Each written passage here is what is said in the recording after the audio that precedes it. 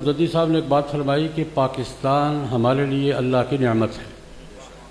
یقیناً ہے، ہمارے لیے ہے. نہیں، پاکستان صرف ہمارے لیے اللہ کی نعمت نہیں ہے، پورے عالم اسلام کے لیے اللہ کی نعمت ہے.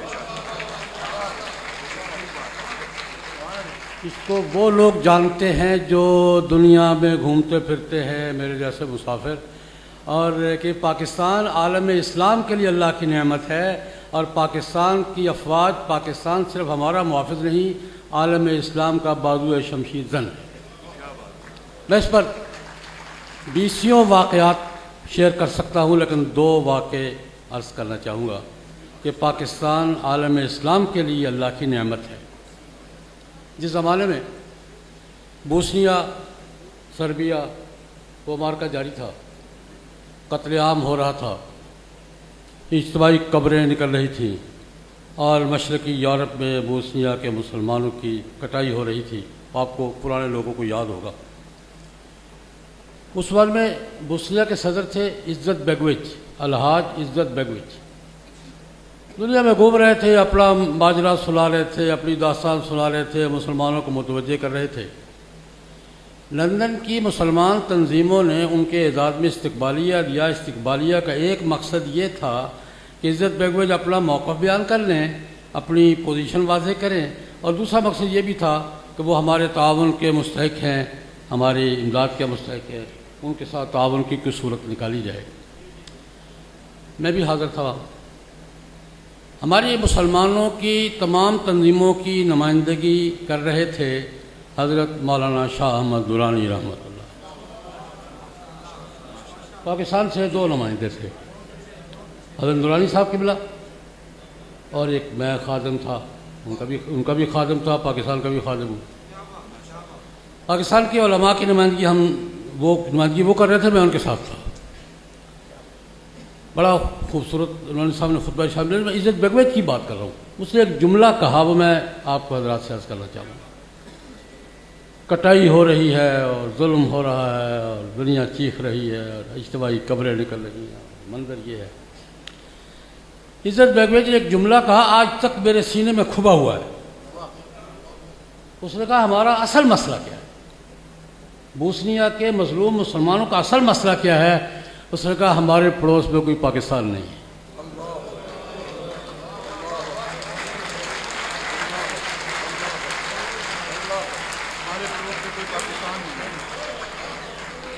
اس نے کہا ہمارا اصل مسئلہ یہ ہے. اس نے کہا کوئی پرابلم نہ ہوتا ہمیں، ہمارا اصل مسئلہ یہ ہے کہ ہماری سرحدیں پاکستان سے نہیں لگتی، ہمارے پڑوس میں کوئی پاکستان نہیں ہے. سچی بات، پاکستان کی محبت تو پہلے بھی دل میں تھی، لیکن اس کے اس جملے نے دل کی دنیا ہی بدل دی کہ پاکستان صرف ہمارے لیے اللہ کی نعمت نہیں ہے، عالم اسلام کے لیے بھی اللہ کی نعمت ہے.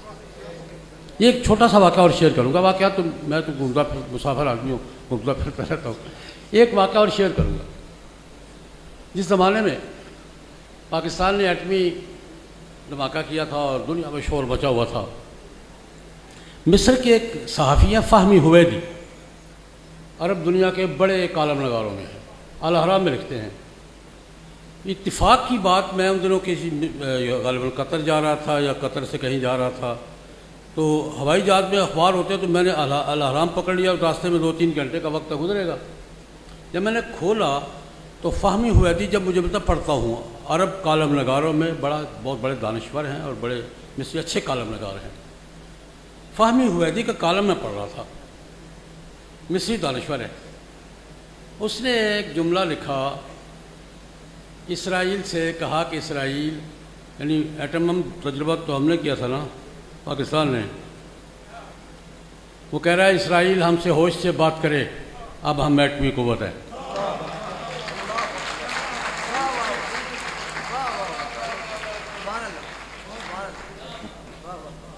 جملہ ہو سکا، اسرائیل ہوش سے بات کرے، ہم ایٹمی قوت ہے.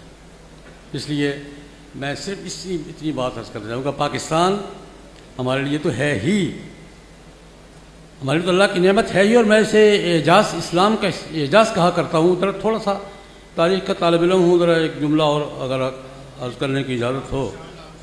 ہمارے مغربی مہربانوں نے 1924 میں جب خلافت ختم کی تھی لوزان معاہدے کے تحت اور ہم پہ شرطیں لگا دی تھیں اور ہم سے لکھوا لیا تھا ہمارے ترک بھائیوں سے کہ اب آئندہ دنیا میں کوئی اسلام کے نام پہ کوئی حکومت نہیں بنے گی، لکھا ہوا ہے، اور آئندہ کسی مسلمان ملک میں شریعت نافذ نہیں ہوگی، لکھوا لیا تھا سن 24 میں۔ اور اللہ کی قدرت، اللہ پاک نے اسلام کا اعزاز، جناب نبی کریم صلی اللہ علیہ وسلم کا معجزہ ہے۔ 24 اور 47 میں کتنا فرق ہوتا ہے بھائی؟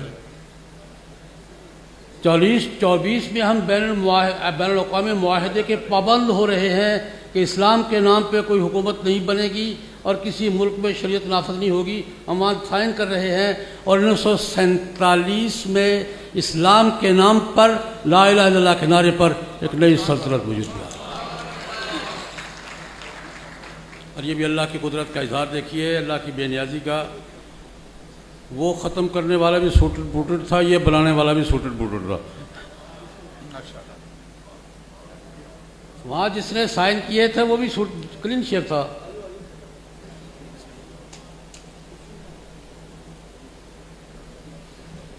میری گزارش سمجھ میں آ رہی ہے؟ کیا یہ اسلام کا اعجاز نہیں ہے؟ کیا جناب نبی کریم صلی اللہ علیہ وسلم کا معجزہ نہیں ہے یہ کہ 24 میں ہم معاہدہ کر کے دے رہے ہیں نہیں کریں گے، اور 47 میں اسلام کے نام پر لا الہ الا اللہ کے نعرے پر ملک بنا، اور قائد اعظم محمد علی جناح سے پوچھا گیا رحمہ اللہ تعالیٰ سے کہ پاکستان کا دستور کیا ہوگا، تو ایک تاریخی جملہ نہرو کو یہ گاندھی کو جواب دیا تھا کہ ہمارے پاس قرآن پاک کی شکل میں ہمارا دستور موجود ہے۔ میں بس یہ باتیں یاد آپ کے ذہنوں میں تازہ کرتے ہوئے، آج پاکستان کا پیغام دنیا والوں کے لیے تو یہ ہے کہ ہم کھڑے ہیں بھائی، اسلام کے نام پہ کھڑے ہیں، لا الہ الا اللہ کے نعرے پہ کھڑے ہیں، قرآن و سنت کی بالادستی پہ کھڑے ہیں، اسلام اللہ کی حاکمیت پہ کھڑے ہیں، اور جناب نبی کریم صلی اللہ علیہ وسلم کی محبت پہ کھڑے ہیں۔ دنیا والوں کے لیے تو ہمارا پیغام یہ ہے، کھڑے ہیں، انشاءاللہ کھڑے رہیں گے۔ اسلام کے نام پر ملک بنا ہے، رہے گا، اور اسلام بھی آئے گا انشاءاللہ۔ ہماری کمزوریاں ہیں، کوتاہیاں ہیں، انشاءاللہ ہم اپنی کوتاہیوں پہ قابو پائیں گے، اور ہم ایک تھے، ایک ہیں، ایک رہیں گے۔ ایک مغالطہ میں دور کرنا چاہتا ہوں۔ ہمارے مغربی ملکوں کو بڑا مغالطہ رہتا ہے کہ یار یہ تو آپس میں لڑتے بہت ہیں۔ میں کہا لڑتے ہیں، لیکن تمہاری جب باری آتی ہے تو ہم اکٹھے ہوتے ہیں۔